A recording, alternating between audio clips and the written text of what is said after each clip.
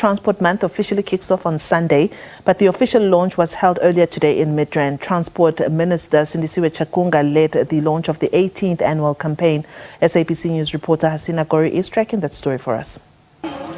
Good afternoon, Diabo. We're coming to you this afternoon from Gallagher Estate here in Midrand.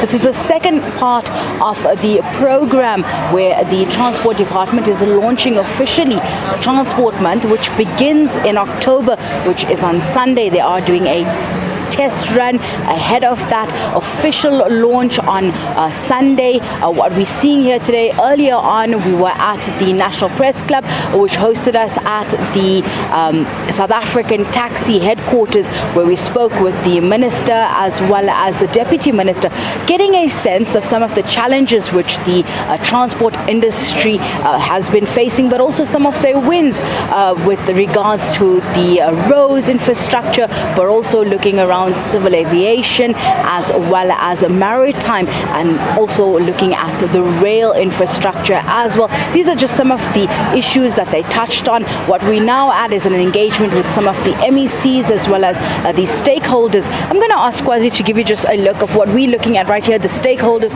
who are part of this process. There are, as I mentioned, the maritime industry, which is a big part of the transport, which brings in, and what the interesting part of transport is that it's not just commuters and private entities who use the roads, but also plays a huge part when it comes to our fiscus, when it comes to the economy as a whole. It's the driving force that moves many of the merchandise from the ports, from the airports to the consumers as well. So this is some of the issues that are really being highlighted here. We spoke with the minister. She spoke with regards to the public transport sector. She spoke around roads and the infrastructures around what are their plans to ensure that roads can withstand the usage that is currently being used, as well as also technology and the environmental impact of transportation. That's been a key issue over the last few years when it came to cutting down of carbon emission, but also moves from petrol and oil, diesel, reliant vehicles to electric vehicles as well. So just some of the conversations that we had this morning. Now there is an engagement currently underway with the minister speaking to other stakeholders, but I want to bring in those that have also a stakeholder in this, some of the community members. Isaac, you here today, what are the challenges your community currently faces when it comes to transportation in your area?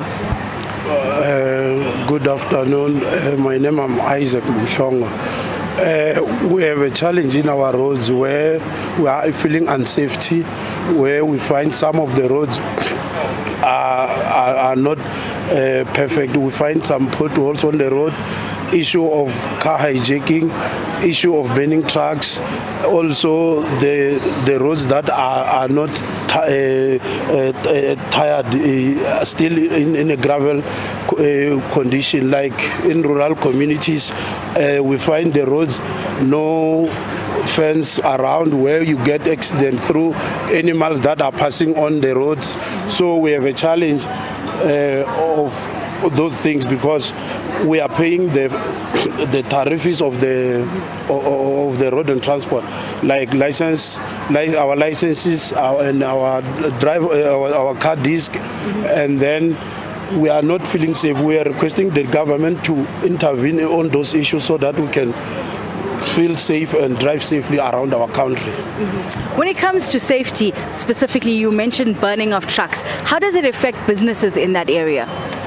It affects a lot, because sometimes, let's say, for example, the truck is moving from Gauteng to drop the goods to Guyana.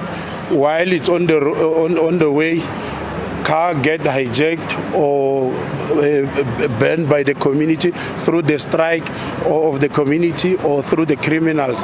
So we need this government to look after those issues and attend to it to improve the safety of our community in our roads. Have you managed to engage with the Transport Department? Has there been any conversations with them on these challenges, and what has their response been? In fact, they keep on promising. We have engaged them for a long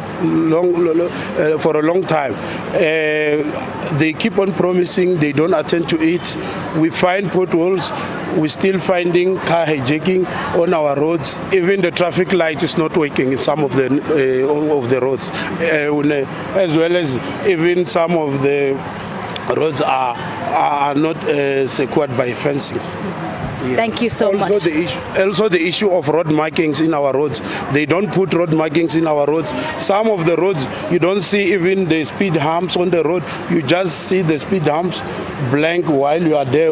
Some of our cars are getting damaged through those issues. Mm-hmm. Yeah. Thank you so much. That was one of the community stakeholders who are here, part of today's conversations that we're having at the launch of Transport Month, speaking, as he mentioned, on safety around transportation, speaking with regards to the burning of trucks that we've seen happen across the nation on some of the roads when it comes to these truck strikes that do happen, and civil unrest as well. But also we've heard from the minister this morning. There was the National Union of Mine Workers calling on intervention from the president with regards to rail freight and the moving of coal from road reliance to the rail. We got a response from the minister earlier saying that they support this call for transit to move to rail freight, that the national policy for the rail framework allows for this, and that there needs to be a move and a shift.